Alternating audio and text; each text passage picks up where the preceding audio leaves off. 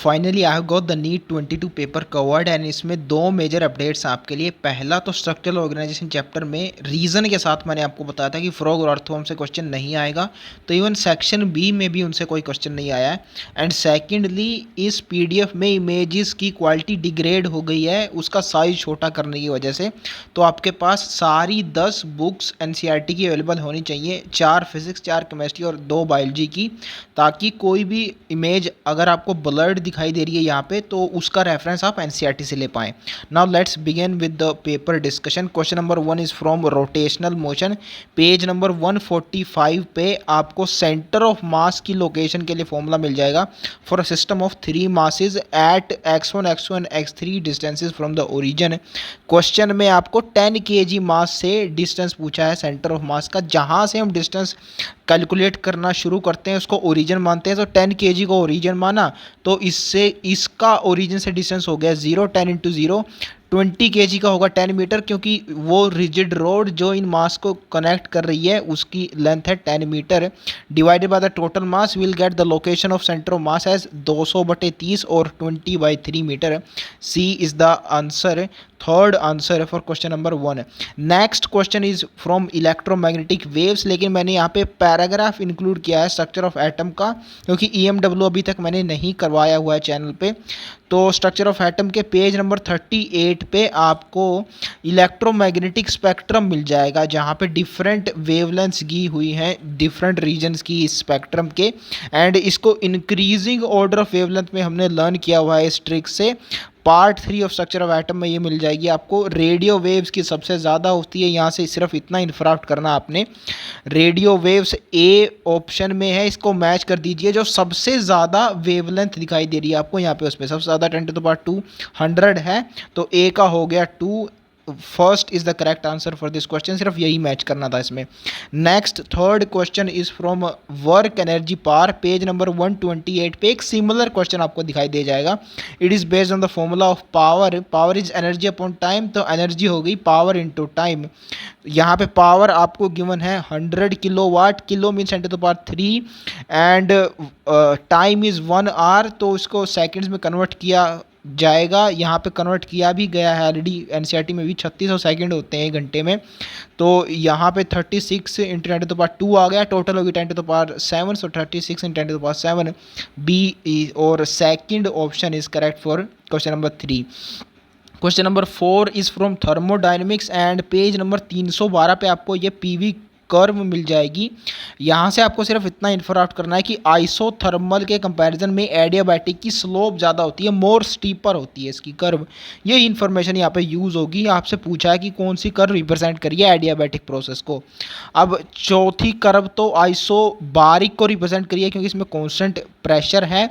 And पहली curve isochoric को कर रही है, इसमें कांस्टेंट वॉल्यूम है, तो इनमें तो कोई कंफ्यूजन हो ही नहीं सकती। तीसरी और दूसरी में होगी। इसके लिए मैंने आपको बता दिया कि स्टीपर कर्व एडियाबैटिक की होती है, तो इसकी स्लोप ज़्यादा है दूसरी की, so it would be adiabatic. So third is the answer for question number 4। And question number 5 is from units and measurements. Page number 17 पे आपको मिल जाएगा यह चीज़।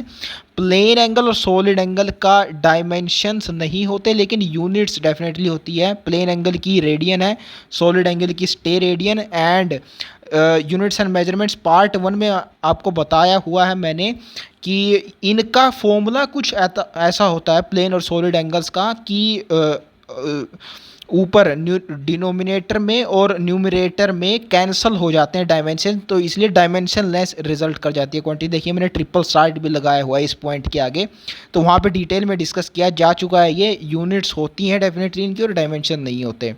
Question number 6 is from semiconductors and page number 497 पे आपको exercise में छठा question मिल जाएगा, जो सिमिलर कंसेप्ट बेस है। हाफ वेव रेक्टिफिकेशन में आउटपुट फ्रीक्वेंसी आपसे पूछी और इनपुट दी है 50 हर्ट्ज।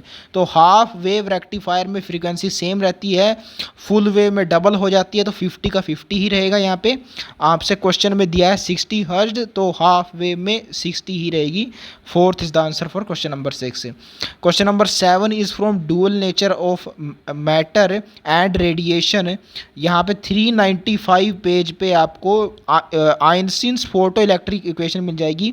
उसी से क्वेश्चन होगा। एंड नीट 2016 में एक सिमिलर क्वेश्चन आ चुका है, ये इस पेपर में करने वाला हूँ। जो भी वैल्यूज पुट करनी होती हैं जिन फॉर्मूलाज में, वो तो एज इट इज़ ले लिए जाएंगे एनसीईआरटी से, लेकिन जो कंपैरिजन करवा रहा है जिनसे फॉर्मूलाज का, वो थोड़े से कॉम्प्लिकेटेड होते हैं। मैं आपको दिखाऊंगा कि पीवाईक्यूज़ में, नीट पीवाईक्यूज़ में ऑलरेडी आ चुके हैं वो कंपैरिजन वाले क्वेश्चन, तो इसलिए मैंने ये 2016 का यहाँ पे इंक्लूड किया है। इसमें वेवलेंथ की वेरिएशन के साथ स्टॉपिंग पोटेंशियल की वेरिएशन दिखाई गई है। एंड देन आपसे थ्रीशोल्ड वेवलेंथ पूछी है। क्वेश्चन में सिर्फ फ्रीक्वेंसी ले ली गई है, वेवलेंथ की जगह। क्वेश्चन तरीका वही है इसको सॉल्व करने का, फ्रीक्वेंसी के साथ स्टॉपिंग पोटेंशियल की वेरिएशन दी गई है और थ्रीशोल्ड फ्रीक्वेंसी आपसे पूछी है। तो इस क्वेश्चन टाइप ऑफ क्वेश्चन को करने का एक स्टैंडर्ड तरीका है, आपको आइंस्टीन्स फोटो इलेक्ट्रिक इक्वेशन लिखनी है। EV is equal to H nu minus phi naught, ये यहाँ पे इस पेज में मिल जाएगी आपको।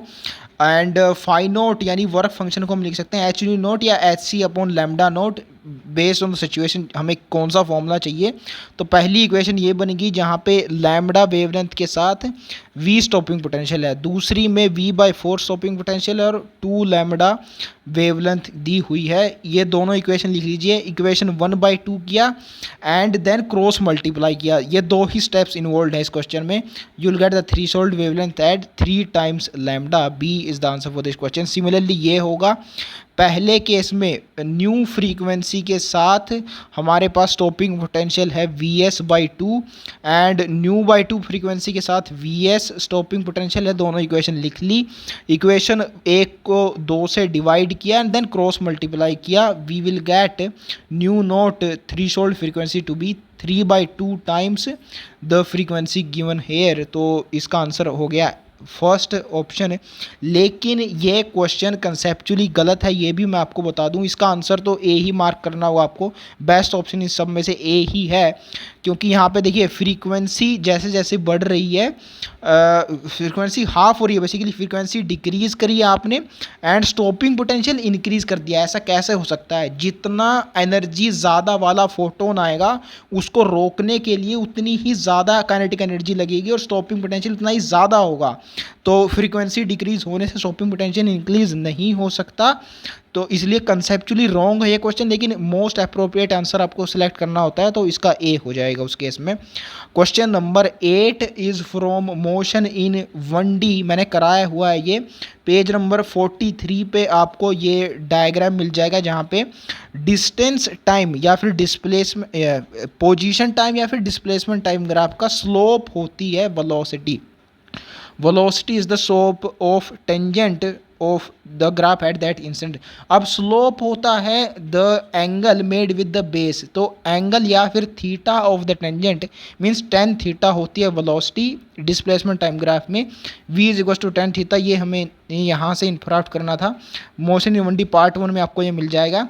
तो डिस्प्लेसमेंट टाइम ग्राफ में एक मूविंग ऑब्जेक्ट 30 डिग्री और 40 डिग्री ग्राफ बना रहा है एक्स एक्सिस के साथ, यानी स्लोप इतनी है इसकी। रेशियो ऑफ वेलोसिटी पूछा है, तो पहले की होगी tan 30 डिग्री, दूसरे की होगी tan 45। tan 30 होता है 1/√3, tan 45 1, तो 1/√3 इसका रेशियो आ जाएगा। First is the correct answer for this question.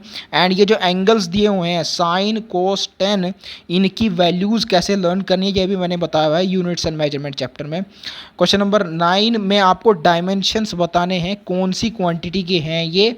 And ये क्वेश्चन करने का एक तो तरीका बहुत लंबा है कि इन सारी की सारी क्वांटिटी के डायमेंशंस आपको पता होने चाहिए और वो लिख के देख लो कि कौन से के साथ मैच कर रहे हैं। एक दूसरा तरीका है, आप इसी डायमेंशन से स्टार्ट करते हैं, वो शॉर्टर है। तो MLT-2 ये फोर्स के डायमेंशंस होते हैं और A2 होता है I²। इसको अगर A2 माइनस को नीचे ले जाएं तो A2 हो जाएगा। तो फोर्स डिवाइड बाई I², यहाँ से फॉर्मूला आपको दिखाई दे रहा है।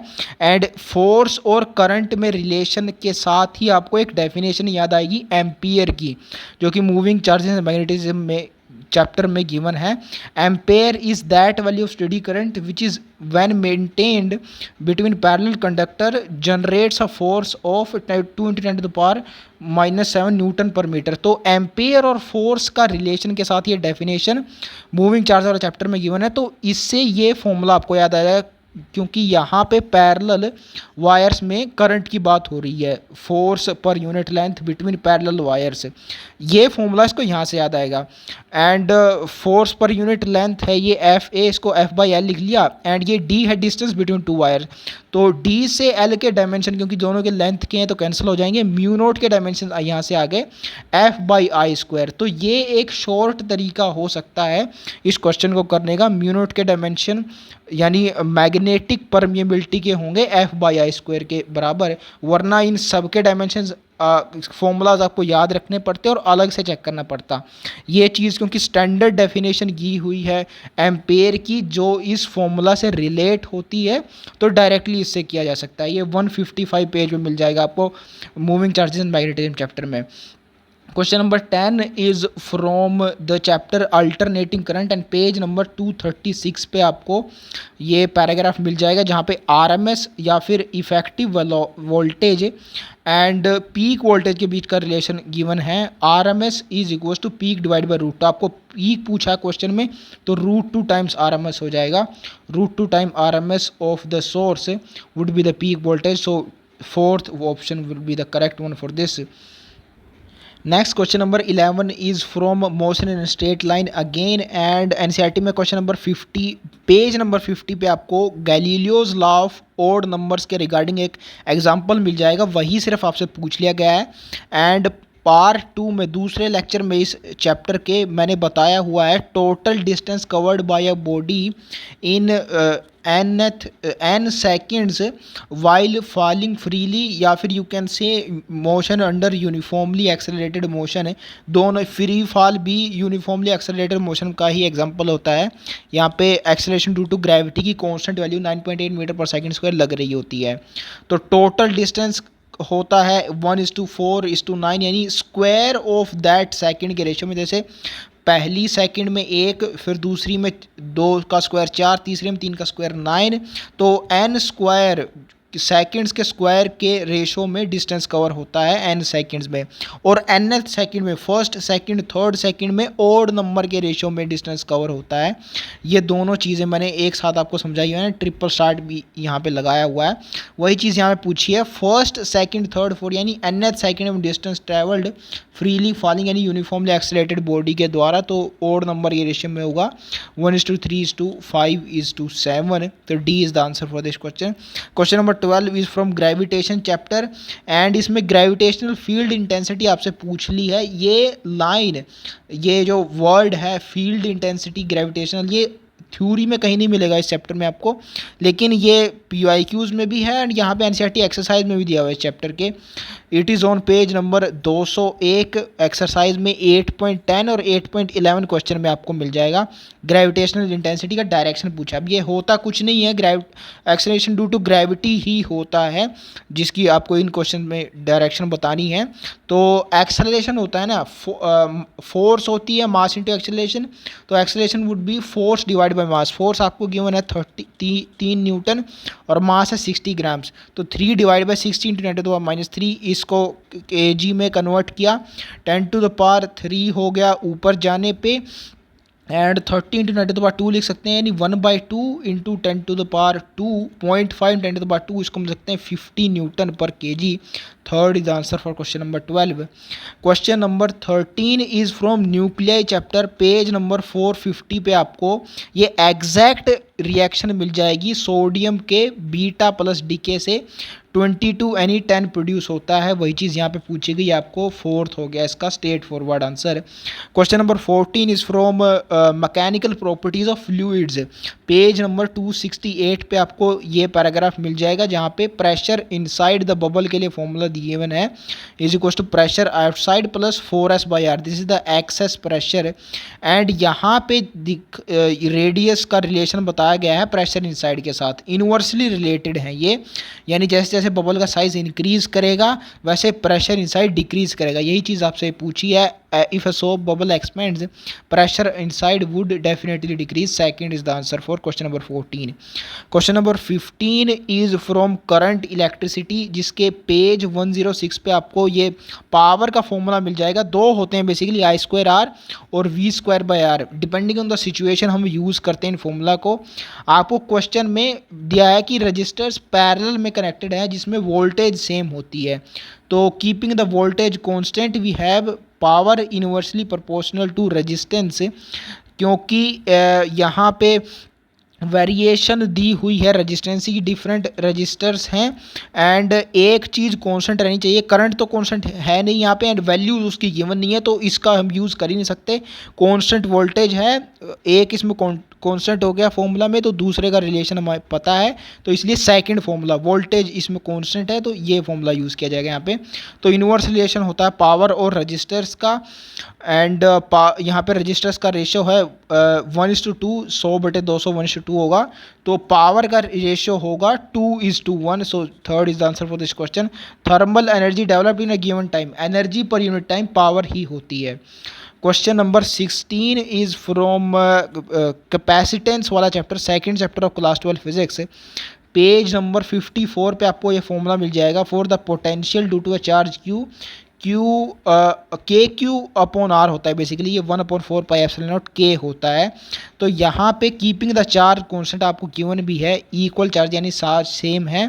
देन इनवर्सली रिलेटेड है रेडियस के, यहाँ पे आर है distance from the this charge Q, basically जो चार्ज की एक वजह से पोटेंशियल होता है वही होलो स्फीयर की वजह से भी होता है। यहाँ पे होलो स्फीयर की वजह से पूछ रहा है आपको। होलो स्फीयर को हम अज्यूम करते हैं चार्ज कंसंट्रेटेड एट सेंटर, ये लाइन भी एनसीईआरटी में आती है, तो दोनों का सेम है। सॉलिड का डिफरेंट होता है जो कि एनसीईआरटी में नहीं गिवन है, तो हमको याद भी नहीं रखना है। तो इनवर्सली प्रोपोर्शनल टू डिस्टेंस होता है, तो जो छोटा स्फीयर होगा उसका ज़्यादा पोटेंशियल होगा, तो potential would be more for the smaller sphere. Third is the answer for question number 16। Next question number 17 is from rotational motion and ये उठा लिया गया है डायरेक्ट नंबर न्यूमेरिकल वैल्यू हुई। एग्जाम्पल 7.14 है, ये पेज नंबर 168 पे मिल जाएगा आपको। डायरेक्ट इसमें कुछ चेंज नहीं किया गया, 4 पाई रेडियन पर सेकेंड स्क्वायर इसका आंसर है। एंगुलर एक्सेलरेशन आपसे पूछा है, वही वैल्यू है सेम, तो थर्ड हो गया आंसर। इस क्वेश्चन को डिटेल में पढ़ लेंगे जब रोटेशनल मोशन कवर किया जाएगा। Question number 18 is from EMW again and मैंने इस एक पेपर सोल्व किया हुआ है ओडिशा 2019 का, इसका कोड है F1। इसमें क्वेश्चन नंबर 12 में भी ये सेम फॉर्मूला यूज़ होगा। आपको रिलेटिव परमेबिलिटी और परमिटिविटी गिवन है, म्यू आर और ER इनकी वैल्यूज़ और वेलोसिटी पूछी है एक मीडियम में, इसमें भी वही है, म्यू आर और ER की टर्म्स में वेलोसिटी बतानी है, सेम फॉर्मूला वहाँ पे यूज़ होगा। बेसिकली दिक्कत ये है कि EMW की एनसीईआरटी में आपको 276 पेज पे एप्सिलॉन नोट और म्यू नोट की टर्म्स में मिल जाएगा फॉर्मूला वेलोसिटी ऑफ लाइट का, C=1/√μ नोट एप्सिलॉन नोट, और मीडियम की टर्म्स में मिल जाएगा 1/√μ एंड E। लेकिन रिलेटिव म्यू आर और ER की टर्म्स में एनसीईआरटी में नहीं गिवन है, लेकिन जो भी इन्फॉर्मेशन रिक्वायर्ड है वो फॉर्मूला डिराइव करने के लिए वो ज़रूर एनसीईआरटी में गिवन है। मैग्नेटिज्म एंड मैटर चैप्टर से रिलेट किया जा सकता है ये म्यू आर और ER का फॉर्मूला, तो वो मैंने किया हुआ है यहाँ पे। नीट 2019 का जो ओडिशा वाला पेपर है, क्वेश्चन नंबर 12 आपको मिल जाएगा। कैसे डिराइव किया जाता है ये फॉर्मूला, ये मैंने वहाँ पे बताया हुआ है, तो वहाँ से चेकआउट कर सकते हैं। 18 का आंसर हो जाएगा A, first is the answer for 18th question, वहाँ से आप देख सकते हैं ये। Question number 19 is from moving charges and magnetism and example 4.9 कुछ ऐसा ही है, सिमिलर इसके ज़्यादा जैसा। पेज नंबर 154 पे आपको ये मिल जाएगा। लॉन्ग सोलेनोइड के केस में मैग्नेटिक फील्ड इनसाइड और सेंटर ऑफ द सोलेनोइड पे क्या होता है, म्यू नॉट NI के बराबर होता है। यहाँ पे ध्यान रखना आपको number of turns per metre निकालनी है, टर्न्स पर मिलीमीटर यहाँ पे गिवन है, यानी 1 मिलीमीटर में 100 टर्न्स हैं, तो मीटर में उसके 10⁻³ टाइम्स होंगी, इसलिए उससे मल्टीप्लाई कर दिया, म्यू नॉट और N से मल्टीप्लाई किया, और I की वैल्यू यहाँ पे 1 एम्पियर गिवन है, तो 12.56 10 टू पावर -2 टेस्ला यहाँ पे मैग्नेटिक फील्ड की वैल्यू आ जाएगी। Third is the answer for this question, similar one two the example given in NCERT. Question number 20 is from I think work energy and power, इसी में collisions का concept given है। Page number 139 पे आपको ये चीज़ मिल जाएगी कि कोलिजन्स में चाहे किसी भी टाइप का हो, टोटल लीनियर मोमेंटम कंजर्व होता है, यही कंसेप्ट यहाँ पे लगेगा। एंड क्योंकि डायरेक्ट कोई क्वेश्चन नहीं ले रहा हूँ मैं इससे रिलेटेड, मैं एक कंसेप्ट उठा रहा हूँ, तो डायरेक्ट क्वेश्चन भी इससे रिलेटेड पूछा गया है, ये दिखाने के लिए मैंने 2009 का क्वेश्चन भी लिया है यहाँ पे, सेम कंसेप्ट पे जो बेस्ड है। इसमें एक्सप्लोजन हो रहा है और आपसे मास पूछा जा रहा है एक पार्टिकल का, तीसरे का, 3 टुकड़ों में बेसिकली टूट रहा है। यहाँ पे भी 3 टुकड़ों में एक मास टूट रहा है और आपसे स्पीड पूछी जा रही है। मास और स्पीड से ही मोमेंटम बनता है, तो मोमेंटम कंजर्व करना होगा, लीनियर मोमेंटम यहाँ पे। तो 2009 का ये क्वेश्चन देख लेते हैं पहले। 2 पार्ट्स, एक ब्लॉक रॉक है जो 3 पार्ट्स में टूटता है basically, and 2 part right angles पे चले जाते हैं। इनका मास है 1 kg और 12 मीटर पर सेकंड स्पीड से, दूसरे का 2 kg है और 8 मीटर पर सेकंड की स्पीड से जाता। तो ये मैंने दिखाया हुआ है 12 मीटर पर सेकंड वाला और 8 मीटर पर सेकंड वाला मासेज, एंड ये इन दोनों को मल्टीप्लाई करेंगे, मास इनटू वेलोसिटी, आपके पास मोमेंटम आ जाएगा जो कि वेक्टर क्वांटिटी है। एंड 90 डिग्री पे दो जब वेक्टर्स होते हैं तो उनका रिजल्टेंट बीच से निकलता है, एंड उसका मैग्नीट्यूड का फॉर्मूला होता है a² पर b² का अंडर रूट। सो 12 इंटू 1 यानी mass into velocity, 2 into 8 metre per second, यहाँ भी मोमेंटम आ गया। इन दोनों का स्क्वायर किया, 12² प्लस 8 इंटू 2 16², आपके पास 400 अंडर रूट 400 आ जाएगा, विच इज़ 20। अब जो तीसरा मास है वो भी परपेंडिकुलर डायरेक्शन में जाता है। इस केस में दो अगर परपेंडिकुलर के गए हैं तो उन दोनों के, तीनों के बीच में मैक्सिमम डिस्टेंस होना है अगर, तो वो भी परपेंडिकुलर पे जाएगा। तो ये दोनों एक दूसरे के अपोजिट डायरेक्शन में होते हैं टू कंजर्व मोमेंटम, यानी इस डायरेक्शन में जितना मोमेंटम हुआ उसके अपोजिट डायरेक्शन में भी उतना ही होना चाहिए for conservation of linear momentum. So 20 would be equal to mass into velocity, यानी 20 मोमेंटम एक साइड का, दूसरी साइड का मास इनटू वेलोसिटी, ऐसे मास हमें फाइंड आउट करना है। So mass would be 20 divide by 4, 5 kg यहाँ से आ जाएगा। सेम कंसेप्ट यहाँ पे यूज़ हो रहा है। एक मास एक्सप्लोड कर रहा है 3 फ्रेगमेंट्स के अंदर, एंड इस मास को हम ले लेते हैं 5m, क्योंकि रेशियोज लेने में हमें आसानी होगी। तो 2m और 1m के रेशियो में ये टूट रहा है। फ्रैगमेंट्स हैविंग इक्वल मासेस, यानी 2m म्यूचुअली परपेंडिकुलर जा रहे हैं, तो ये दोनों गए mutually perpendicular 2m and same velocity के साथ, स्पीड v के साथ, ये भी हमने देख लिया। तो इन दोनों का रिजल्टेंट क्या होगा, 2mv² प्लस 2mv², 4mv² आ जाएगा, एंड 2 का स्क्वायर 4 आ गया ना, 4 plus 4 under root of 8m² v² आ जाएगा।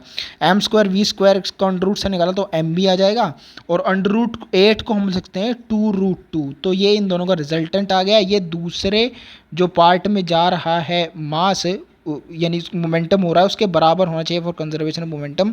यहाँ से मास आपको गिवन है, वेलोसिटी इसकी निकालनी है हमें, तो m into V dash which be equal to this momentum.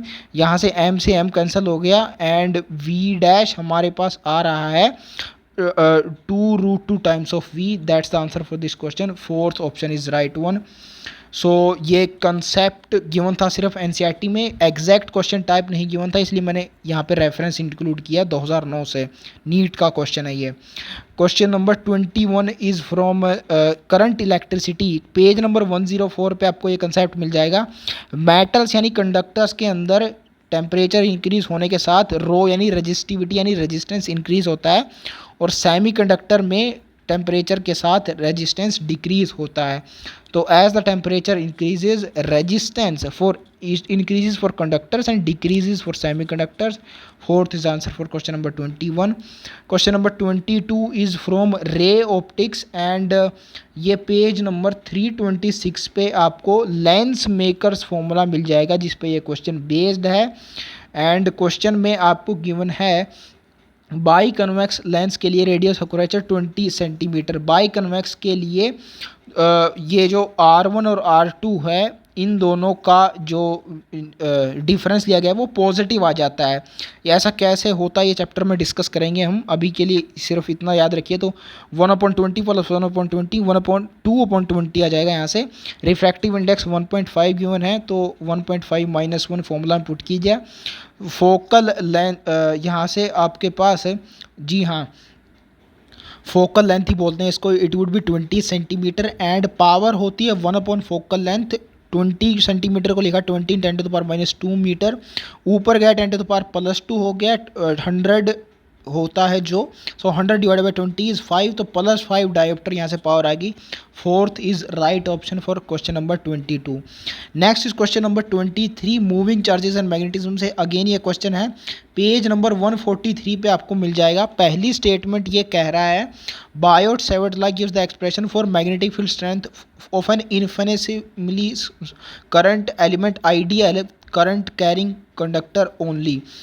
Only word का ये सिग्निफिकेंस है यहाँ पे कि ये एक छोटे से करंट एलिमेंट के लिए ही आपको मैग्नेटिक फील्ड स्ट्रेंथ छोटी सी बता रहा है, डीबी। अगर आपको पूरे कंडक्टर के करंट के लिए ये मैग्नेटिक फील्ड चाहिए, बी जो कि फॉर्मूला से डिनोट किया, सिंबल से डिनोट किया जाएगा, तो उसके लिए आपको इंटीग्रेशन करना होगा। ये जो लॉ है बायोट-सैवर्ट लॉ, ये सिर्फ छोटे से एलिमेंट के लिए बता रहा है। ये this is the sequence for only word hair and ये बिल्कुल सही है। पहली स्टेटमेंट यही देता है, डीबी का रिलेशन आइडियल के साथ देता है बायोट-सैवर्ट लॉ, करंट का रिलेशन मैग्नेटिक फील्ड के साथ स्मॉल करंट एलिमेंट के लिए। एंड दूसरी स्टेटमेंट भी एनसीईआरटी में ही गिवन है, इसी पेज में अगर आप नीचे जाएंगे, स्केलर सोर्स यहाँ पे इलेक्ट्रिक चार्ज होता है कूलम्ब्स लॉ में, एंड यहाँ पे वेक्टर सोर्स है बायोट-सैवर्ट लॉ में आइडियल। इसका उल्टा कर दिया गया स्टेटमेंट 2 में, स्केलर सोर्स आइडियल बोल रहा है और वेक्टर सोर्स चार्ज को बोल दिया गया, तो स्टेटमेंट 2 इनकरेक्ट होगी, 1 is absolutely correct. So fourth option would be the right one for this question. Now question number 24 is from EMI chapter, page number 208 पे आपको ये एग्जाम्पल मिल जाएगा। इसी से रिलेटेड एग्जाम्पल है, दूसरा एग्जाम्पल है जो इस चैप्टर का। फ्लक्स पूछा है आपसे, magnetic flux through the square loop, BA cos theta इसका फॉर्मूला होता है। एंड यहाँ पे आपको गिवन है that plane of the loop is perpendicular to the direction of the magnetic field. Area के साथ डायरेक्शन क्या होगा, फिर देखो प्लेन के परपेंडिकुलर होता है एरिया, एंड यहाँ पे प्लेन परपेंडिकुलर दिया है मैग्नेटिक फील्ड के, तो मैग्नेटिक फील्ड पैरेलल हुआ एरिया वेक्टर से, एंड पैरेलल मींस उनके बीच का एंगल 0, तो cos 0 यहाँ पे आ जाएगा। 0.5 एंड की वैल्यू मैग्नेटिक फील्ड की आपको गिवन ही है, एंड साइड गिवन है 1 मीटर, तो स्क्वायर का एरिया होगा 1 स्क्वायर, तो यहाँ से 0.5 वेबर मैग्नेटिक फ्लक्स की वैल्यू आ जाएगी। एंड ईएमआई चैप्टर के दूसरे एग्जाम्पल से रिलेटेड है ये question. Question number 25 is again from work energy power, and same page जो मैंने आपको बताया था, पेज नंबर 128, उससे थोड़ा सा ऊपर जाएंगे आपको तो ये पावर का फॉर्मूला मिल जाएगा आपको, फोर्स इंटू वेलोसिटी होता है। This proves that examiner gives questions from NCERT only. Page number 128 से पावर के फॉर्मूला से दिया, इससे इसी पेज पे नीचे है एक और पावर का फॉर्मूला, उससे एक क्वेश्चन दिया है ना, इसी से आगे पेज पे फिर वो मोमेंटम के कंजर्वेशन का, लीनियर मोमेंटम कंजर्वेशन का है, उससे फॉर्मूला है। तो ये काफ़ी रिलेटेड हैं, इन्फॉर्मेशन काफ़ी पास पास हैं। दिस प्रूव्स, एग्जामिनर यहाँ से ही उठाता है इवन फिजिक्स में भी क्वेश्चंस। तो क्या पूछा है इस क्वेश्चन में आपसे, एक लिफ्ट जा रही है ऊपर की ओर जिसका मास है 2000 kg एंड कॉन्स्टेंट स्पीड के साथ जा रही है, मीन्स एक्सेलरेशन जीरो है और फ्रिक्शन 0 है, और फ्रिक्शन फोर्स उस पर एक्ट करिए 3000 न्यूटन की। आपको पावर बतानी है मोटर जो लगा रही है इसको ऊपर लिफ्ट करने में, तो फोर्स इंटू वेलोसिटी पावर का फॉर्मूला होता है। वेलोसिटी तो आपको गिवन ही है, फोर्स आपको यहाँ पे फाइंड आउट करनी है। 2000 kg मल्टीप्लाइड बाई जी, यानी mass into acceleration due to gravity, यहाँ से ग्रेविटेशनल फोर्स आपके पास आ जाएगी नीचे की ओर 2000 न्यूटन, एंड फ्रिक्शन भी इसको ऊपर जाने से अपोज कर रहा है, नीचे की ओर ही लग रहा है, तो वो भी ऐड करना होगा इस फोर्स में 3000 ये हो गया, तो टोटल 23,000 न्यूटन नीचे की ओर फोर्स लग रही है। इसको ओवरकम करने के लिए लिफ्ट को पार लगानी होगी जो फोर्स जनरेट करेगी, multiplied by that velocity will gives us the power. And यहाँ से 15 दूनी 30 होता है, 23 है हमारे पास, तो 30 से थोड़ा ज़्यादा होगा, 30 से थोड़ा ज़्यादा सिर्फ एक ही ऑप्शन है फोर्थ पार्ट में 34,500। तो अप्रोक्सीमेटली यहाँ से कैलकुलेशन कर सकते हैं आप, एग्जैक्ट करने की ज़रूरत नहीं थी। Fourth option is correct one for question number 25। And question number 26 is from ray optics and way optics, दोनों से आप इसको कर सकते हैं। वे ऑप्टिक्स से करना ज़्यादा आसान रहेगा। एग्जाम्पल नंबर 9 है इस चैप्टर का, 381 पेज पे, ब्रूस्टर लॉ पे बेस्ड है। बेसिकली क्या गिवन है, एक लाइट रे फॉल करती है ग्लास सरफेस पे √3 जिसका रिफ्रैक्टिव इंडेक्स है। अब ये जो tan IB होता है, IB यहाँ पे ब्रूस्टर एंगल है, tan of Brewster angle refractive index के बराबर होता है। तो यहाँ से आपको रिफ्रैक्टिव इंडेक्स गिवन है √3 एंड √3 एंगल्स में tan की वैल्यू होती है 60, तो यहाँ पे ब्रूस्टर एंगल आ गया 60। एंड इसी के पिछले पेज पे 380 पे मीन्स ये स्टेटमेंट गिवन है, यहाँ भी गिवन है कि reflected and refracted rays perpendicular हो जाती हैं, यानी 90 डिग्री हो जाता है उनके बीच का एंगल जब वो ब्रूस्टर एंगल पे फॉल करती हैं। तो इस ग्लास सरफेस के लिए जिसका रिफ्रैक्टिव इंडेक्स √3 है, ब्रूस्टर एंगल आ रहा है 60 डिग्री, 60 डिग्री पर फॉल करेगी तो रिफ्लेक्टेड और रिफ्रैक्टेड के बीच में 90 डिग्री एंगल हो जाएगा। तो फॉल साइड एंगल 60 डिग्री यहाँ पे गिवन ही है, तो इन दोनों रेस के बीच का एंगल होगा 90 degree. Fourth is the correct option है। एक तो ये ब्रूस्टर लॉ से बहुत ही आसानी से विद इन 10 सेकेंड आप कर सकते हैं अगर ये कंसेप्ट समझा हुआ आपने। दूसरा रे ऑप्टिक्स का भी मेथड है जो लगा के आप सॉल्व कर सकते हैं, स्लैंस लॉ वगैरह किया भी हुआ है मैंने। यहाँ पे 60 डिग्री पे फॉल कर रही है इस ग्लास सरफेस के ऊपर जिसका रिफ्रैक्टिव इंडेक्स है √3, तो यहाँ पे एयर का रिफ्रैक्टिव इंडेक्स होता है 1, यानी μ1 into sine i is equals to μ2 into sine r. यहाँ पे स्नेल्स लॉ लग जाएगा, साइन 60 एंड साइन 60 होता है √3/2, 1/2 वैल्यू होती है साइन 30 की, तो यहाँ से रिफ्रैक्शन का एंगल आ जाएगा साइन 1/2 मीन्स 30 डिग्री, तो आर यहाँ से 30 डिग्री आएगा। ये टोटल होता है 90, तो ये बचा हुआ 60 हो गया। एंड जो एंगल पे फॉल करती है वही एंगल से जाती भी है रे होती है, this we know. Ray optics का कंसेप्ट है, ये एनसीईआरटी में गिवन है, angle of incidence is equal to angle of reflection, तो ये भी 60 होगा। ये टोटल है 90, तो ये बचा 30, तो ये इन दोनों को जोड़ेंगे 30 + 60 90 हो गया रिफ्लेक्टेड और रिफ्रैक्टेड के बीच का एंगल। मुझे लग रहा है ये वाला पार्ट लंबा है, ब्रूस्टर लॉ अगर सीधा आपको कंसेप्ट पता होता तो ये आसानी से किया जा सकता था। Question number 27 is current electricity based again.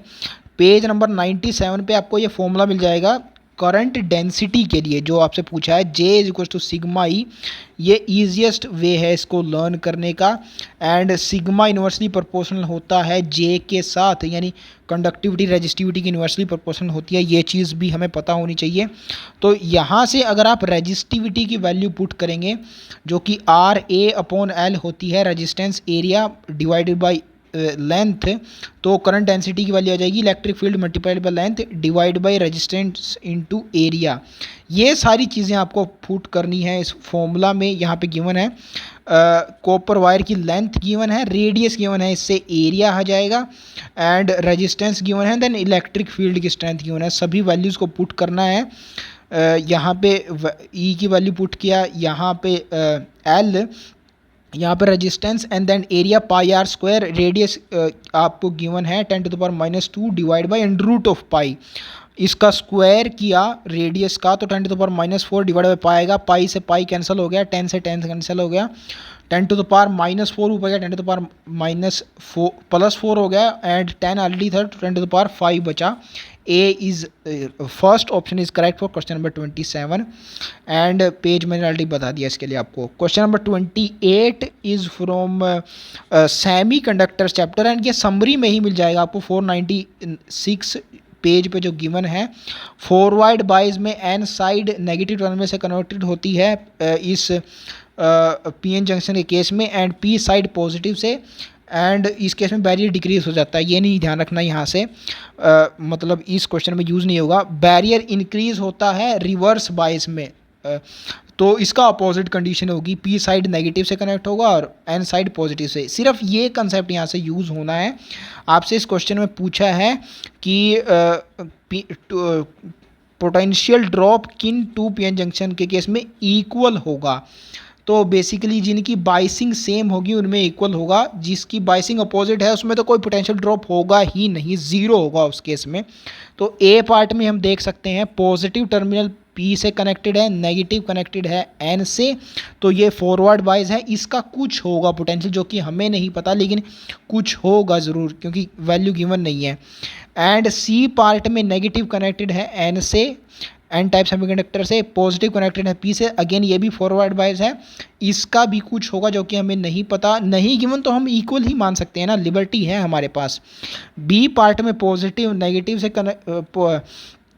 यहाँ पे एक साइड तो पॉजिटिव पॉजिटिव से कनेक्टेड है लेकिन दूसरी साइड नेगेटिव कनेक्टेड है पी साइड से, तो ये वाला पीएन जंक्शन रिवर्स बायस हो गया, करंट फ्लो हो नहीं पाएगा इसके थ्रू, तो इसलिए यहाँ पे पोटेंशियल एग्जिस्ट नहीं करेगा, इस केस में ज़ीरो हो जाएगा पोटेंशियल। तो इन दोनों से तो डिफरेंट ही है ना ए और सी से, तो ए और सी में कुछ होगा, इसलिए पीएन जंक्शन के में पोटेंशियल ड्रॉप जिनमें इक्वल हो सकता है ए एंड सी होगा, तो first would be the correct answer for question number 28।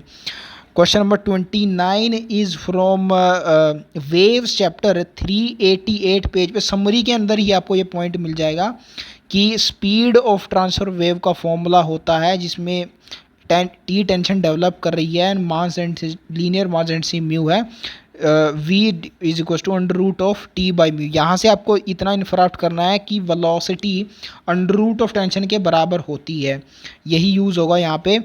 Initial and final speed आपको बतानी है जब स्ट्रेच्ड स्ट्रिंग की टेंशन डबल कर दी गई है इनिशियल कंपैरिजन में, तो अंडर रूट के प्रोपोर्शनल है ना, तो अगर 2 टाइम्स टेंशन कर दी गई तो √2 टाइम्स हो जाएगी वेलोसिटी, सिर्फ यही यहाँ से इन्फराफ्ट करना है। तो फोर्थ हो गया इसका करेक्ट आंसर, 1:√2 इसका रेशो हो जाएगा ट्रांसवर्स वेव में इनिशियल और फाइनल स्पीड्स का। इसमें पेन उठाने की भी ज़रूरत नहीं थी क्वेश्चन में। Question number 30 is from rotational motion, 165 page पे आपको ये इमेज मिल जाएगी। ये बेसिकली टेबल बनाई हुई है जहाँ पे मोमेंट ऑफ इनर्शिया गिवन है डिफरेंट ऑब्जेक्ट्स के लिए। डिस्क का आपको यहाँ से पूछा है लेकिन मोमेंट ऑफ इनर्शिया नहीं पूछा, रेडियस ऑफ जायरेशन पूछा है डिस्क के लिए, अबाउट सेंटर और डायमीटर का रेशो। तो about centre moment of inertia होता है mr²/2 डिस्क के लिए, एंड जनरल फॉर्मूला देख लीजिए मोमेंट ऑफ इनर्शिया का होता है mk², यहाँ पे k है रेडियस ऑफ जायरेशन, यानी रेडियस ऑफ जायरेशन का स्क्वायर आता है मोमेंट ऑफ इनर्शिया के फॉर्मूला में। तो अगर r²/2 आ रहा है, k² है, तो k² का अंडर रूट होगा ना k के बराबर, तो r²/2 का अंडर रूट लिया हमने, r/√2 आ जाएगा, तो यहाँ से रेडियस डायरेक्शन की वैल्यू आएगी i/√2।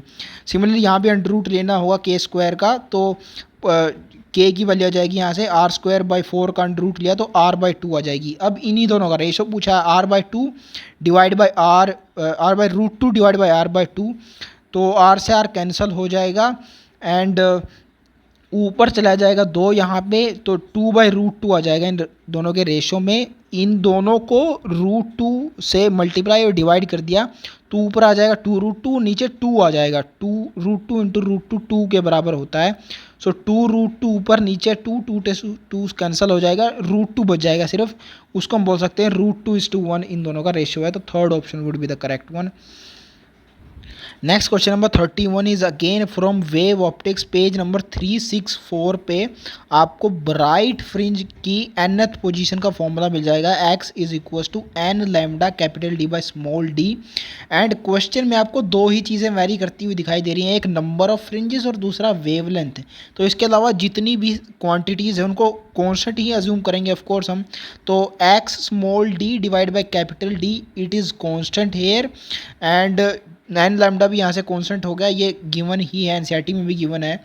तो यहाँ से आ गया n1 lambda 1 is equal to n2 lambda 2। आपको n2 निकालना है यहाँ पे, number of fringes in the same region of the screen. तो n2 होगा n1 lambda 1 divide by lambda 2।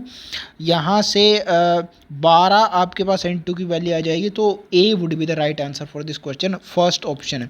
And ये कोई नया यूनिक क्वेश्चन नहीं है, इस चैप्टर की NCERT एक्सरसाइज में भी आपको ऐसा रिलेटेड क्वेश्चन मिल जाएगा एंड इवन नीट PIQ में भी ऐसा क्वेश्चन है। यहाँ पे स्पेस कंस्ट्रेंट की वजह से मैंने इंक्लूड नहीं किया है, जब हम वेव ऑप्टिक्स पढ़ेंगे तब उनको दिखा दूंगा मैं। Question number 32 is again from electrostatic potential and capacitance. 83 page पे समरी के अंडर ही आपको ये पॉइंट मिल जाएगा that electric field at a point is perpendicular to the equipotential surface. इन दो के बीच का एंगल पूछा है, electric field lines of force and equipotential surface का 90 डिग्री होगा। Fourth would be the right answer for question number 32। Question number 33 is from mechanical properties of fluids. Again दूसरा क्वेश्चन आ गया आई थिंक इस chapter से, एक soap bubble वाला था। Page number 264 पे ये पैराग्राफ गिवन है। सिर्फ इतना आपको यहाँ से पता होना चाहिए कि विस्कस लिक्विड के अंदर या फिर कोई भी विस्कस एनवायरनमेंट है, कोई चीज़ फॉल कर रही है तो फाइनली एक टर्मिनल वेलोसिटी वो अटेन कर लेती है जो कि एक कांस्टेंट होती है। सिर्फ इतना पता होना चाहिए। स्फेरिकल बॉल ड्रॉप हो रही है विस्कस लिक्विड में, आपको ग्राफ बताना है between the speed of the ball and the function of time. तो स्पीड टर्मिनल हो जाएगी, कांस्टेंट हो जाएगी, एक प्लेस पे आके कांस्टेंट वेलोसिटी हो जाएगी। एक ही ग्राफ में ऐसा दिख रहा है लाइन में, बी लाइन में, बाकी सब में टाइम के साथ वेरी ही कर रही है हमेशा ही। तो third would be the right answer for question number 33। Question number 34 is from atom chapter, लेकिन अगेन यहाँ पे स्ट्रक्चर ऑफ एटम से मैंने इंक्लूड किया है पेज, क्योंकि अगेन आप जानते हैं क्योंकि करवाया मैंने वही हुआ है। पार्ट 4 में आपको यानी 4th लेक्चर में उसके ये मिल जाएगा। एंड NCERT में 48 पेज पे ये गिवन है, relation between the atomic number the and N energy के साथ और रेडियस के साथ। ये बेसिकली इन दोनों को ट्रिक से हमने लर्न किया हुआ है, एनर्जी और रेडियस के साथ क्या रिलेशन होता है z का और n का।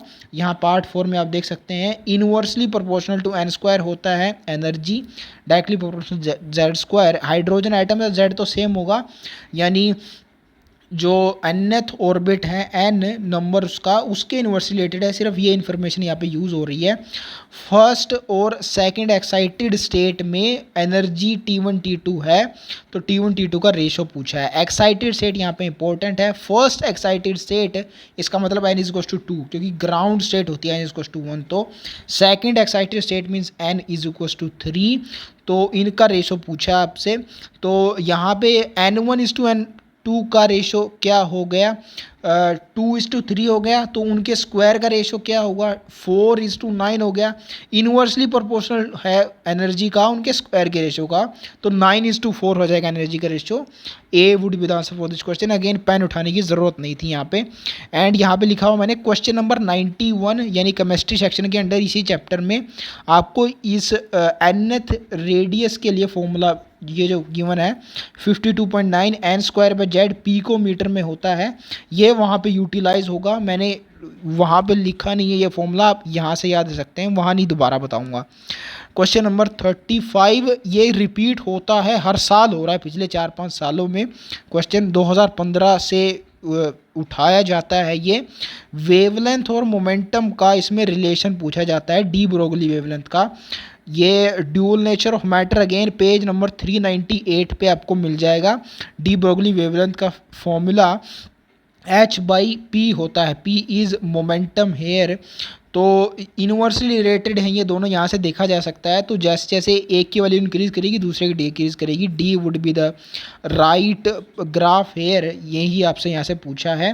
डी ब्रोगली वेवलेंथ और मोमेंटम का graph, A would be the right answer, first option for question number 35।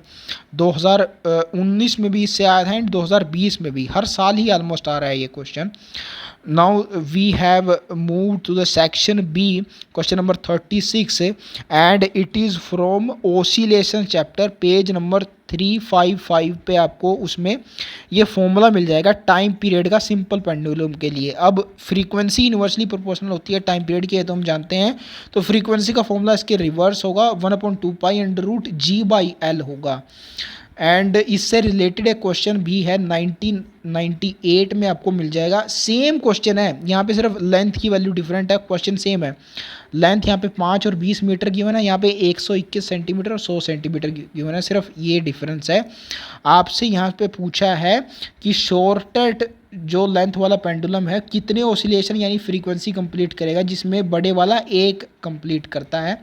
Again ये फेज में आ जाएं तो इन क्वेश्चन को करने का तरीका सेम है। आपको 2 पाई और जी है तो कांस्टेंट होते हैं, फ्रीक्वेंसी के फॉर्मूला हम जानते हैं। यहाँ पे वेरिएशन हो रही है सिर्फ लेंथ में ही, जो कि गिवन भी आपको, तो inversely proportional to under root of length होता है फ्रीक्वेंसी।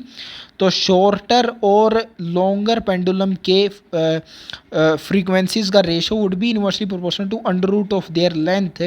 शॉर्टर वाले के साइड में लॉन्गर वाले के अंडर रूट में लेंथ आ जाएगी under root 20 divide by under root of 5। अब अंडर रूट 20 को लिख सकते हैं हम 2√5, तो √5 से √5 कैंसिल हो जाएगा, यानी छोटा 2 ओसिलेशंस कंप्लीट कर लेगा इतने टाइम में, एक कंप्लीट कर रहा है बड़ा। तो इस 1998 वाले क्वेश्चन का आंसर हो जाएगा ए। नीट या एपीएमटी का क्वेश्चन है ये, जेई वगैरह के इंक्लूड नहीं करता हूँ मैं, यहाँ पे बता भी चुका हूँ एक स्ट्रैटेजी वाले वीडियो में। तो क्वेश्चन नंबर 36 भी ऐसा ही है, नंबर ऑफ वाइब्रेशन आपको शॉर्टेड पेंडुलम के बताने हैं एंड लॉन्गर के कंपैरिजन में। तो सेम फॉर्मूला यहाँ पे यूज़ होगा, अंडर रूट ऑफ लेंथ के डायरेक्टली प्रोपोर्शनल होता है।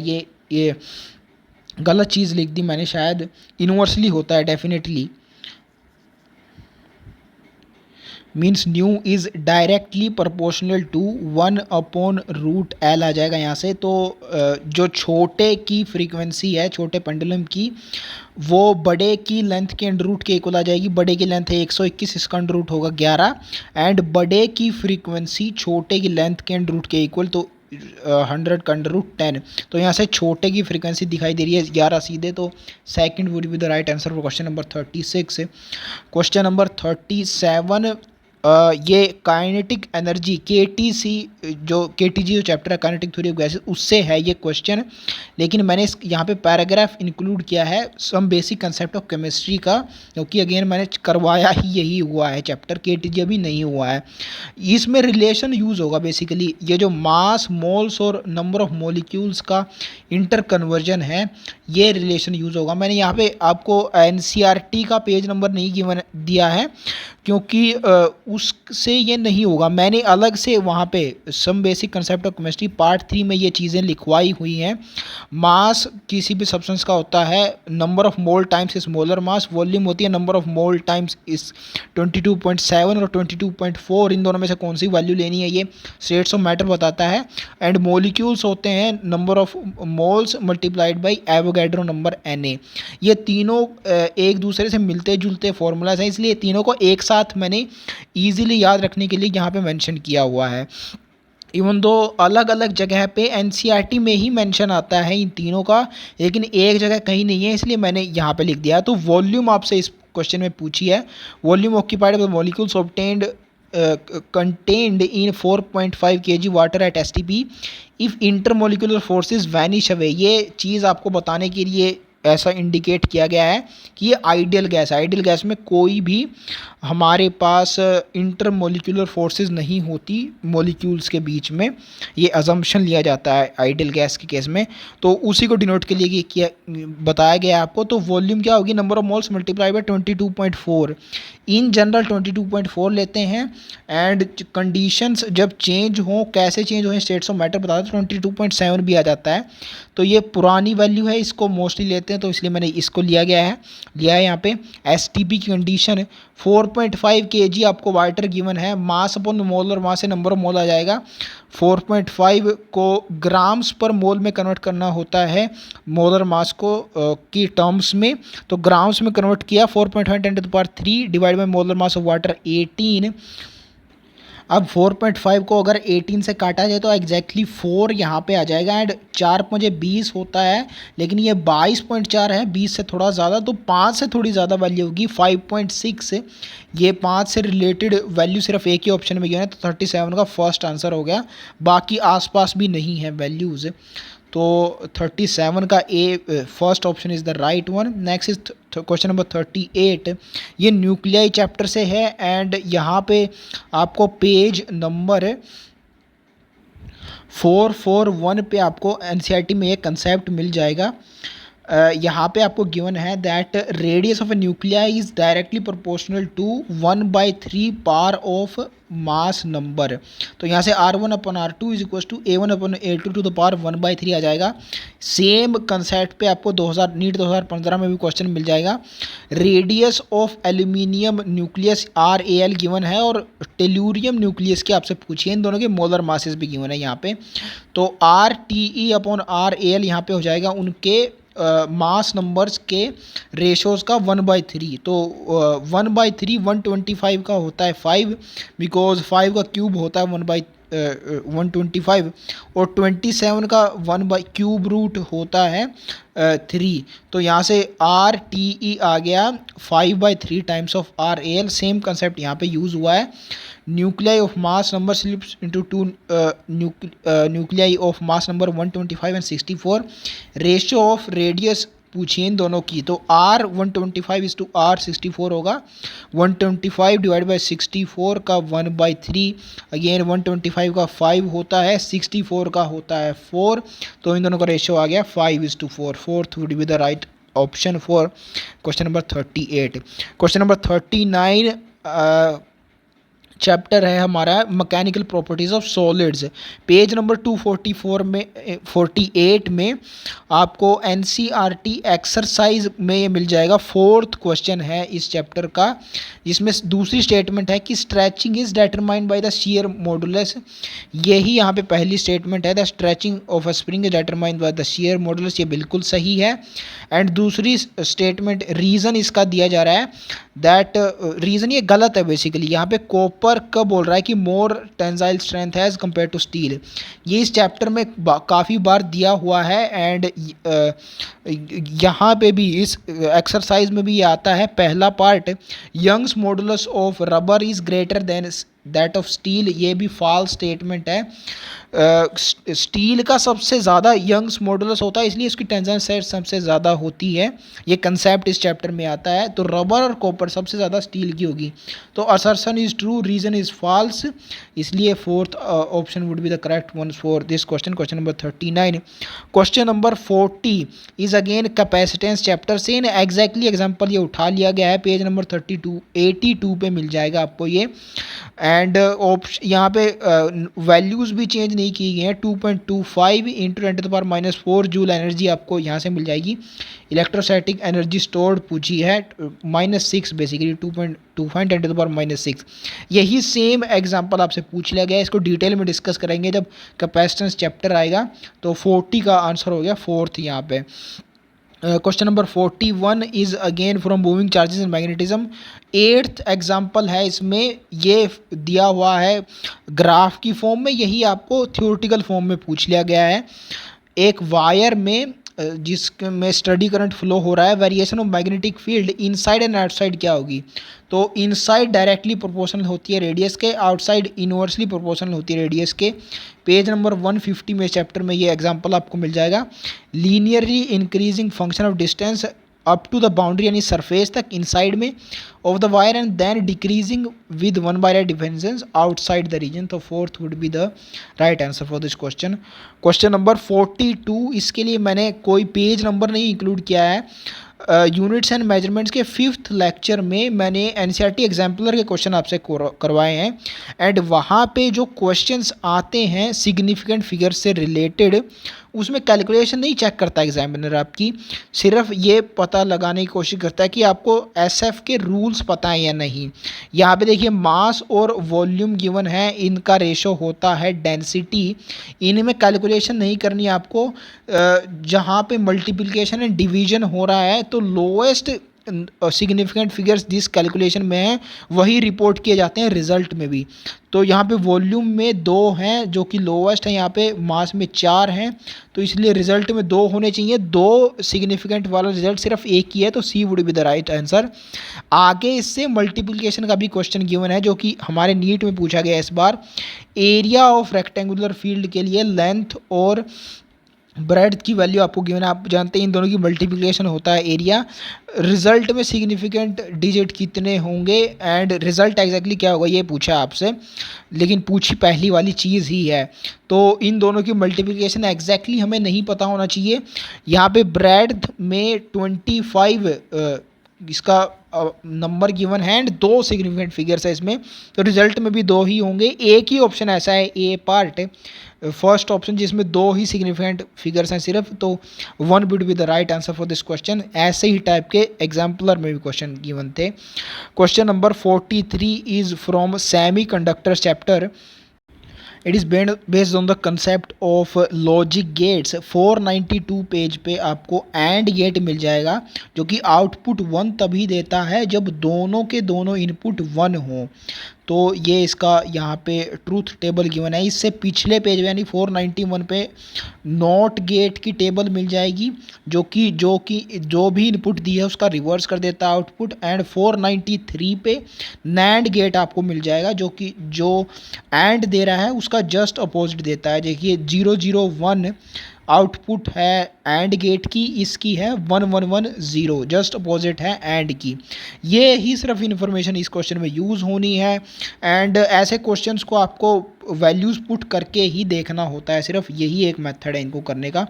सो फर्स्ट ऑप्शन में 0 इनपुट्स गिवन है, इनको पुट करके देखते हैं। ए हो गया 0 यहाँ पे एंड यहाँ से गुजर के आएगा तो 1 हो जाएगा ए। बी यहाँ पे 0 होगा, ऊपर भी 0 होगा, तो 0 एंड गेट नहीं देता है लेकिन नैंड दे देगा क्योंकि इसका जस्ट अपोजिट होता है। एंड 10 एंड गेट अगेन नहीं देता है लेकिन नैंड दे देगा क्योंकि इसका अपोजिट होता है, तो 1 आ गया। एंड गेट सिर्फ 1 पे ही देता है तो यहाँ पे आउटपुट मिल जाएगी। तो 0 के लिए 1 ए और ऑप्शन बी ऑप्शन में नहीं गिवन है, सिर्फ सी और डी में, तो 2 ऑप्शन यहाँ से एलिमिनेट हो गए। इन दोनों सी और डी में से कोई ऑप्शन हो सकता है। आगे अगर आप 0 पुट करेंगे तो नेक्स्ट रीडिंग दोनों ही केस में 0 आ रही है, तो इसको नहीं करना है आपको। 1-0 के केस में डिफरेंस है, सी में 0 आ रहा है, डी में 1 आ रहा है, तो आपको 1 और 0 पुट करना चाहिए ए और बी में। तो इन दोनों को पुट करके देखते हैं अब 1 और 0। ए को हम अगर 1 पुट करें तो यहाँ आ जाएगा 0 एंड बी को 0 पुट किया तो यहाँ 0 और यहाँ भी 0 आ जाएगा। अब 1-0 को एंड नहीं देता तो एंड उसका जस्ट अपोजिट, नैंड उसका अपोजिट होता है तो ये दे देगा 1 हो जाएगा। एंड 0 को अगेन एंड नहीं देता, उसका अपोजिट होता है जस्ट नैंड, ये दे देगा। तो ये यहाँ अगर 1 आ रहा है जो कि एंड दे देता है तो इसलिए 1 आ गया यहाँ पे अगेन आंसर। तो इन दोनों आउटपुट में भी 1 ही आएगा, तो दैट्स हाउ 4th हो गया इसका राइट आंसर। सो ऐसे ही पुट करके देखना होता है, अराउंड 1 मिनट इसमें लग ही जाता है क्वेश्चन में। Question number 44 is ray optics based. Page number 320 पे आपको ये पैराग्राफ मिल जाएगा और उसके नेक्स्ट ही पेज पे ये भी है formula. Basically sine R I over sine R, ये स्नेल्स लॉ होता है, रेशो ऑफ वेलोसिटीज़ के इक्वल होता है ये डिफरेंट मीडियम में। ये यहाँ से ध्यान रखना है। And sine I C refractive index के बराबर होता है ना, ये साइन आई और sine R is equal to refractive index, ये स्नेल्स लॉ होता है। And critical angle sine I C बराबर होता है रिफ्रैक्टिव इंडेक्स के। ये आपको एक और क्रिटिकल एंगल के फॉर्मूला से क्लियर होता है। तो यहाँ से दोनों को अगर कंबाइन करें तो sine I C would be equal to V1/V2 the ratio of the velocity, ये यहाँ से इन्फर आउट करना आना चाहिए। Sine I C would be इन दोनों की वेलोसिटीज़ का रेशियो, दो ट्रांसपेरेंट मीडियम में 1.5 डिवाइड बाई 2.0, यहाँ से 3/4 रेशियो आ जाएगा। So i C would be sine inverse of 3/4। 3/4 के नज़दीक 0.7 के आसपास आ रहा है क्योंकि 4 7 28 होता है, ये 3 है तो 0.7 के आसपास आ जाएगा। Sign inverse of 0.750 would be the right answer for this question. इसके आसपास भी आंसर नहीं गिवन है। बाकी ए और डी ऑप्शन में तो 10 इनवर्स ही गिवन है, तो ऐसे ही चले गए। और 7 के आसपास 7.75 सिर्फ ये यहाँ ये सी में, बी में 0.5 है, तो ऐसे एलिमिनेट कर सकते हैं आप बिना एग्जैक्ट कैलकुलेशन करें। Question number 45 is from EMI chapter. Again ये बेस्ड है लेंस लॉ के ऊपर क्वेश्चन।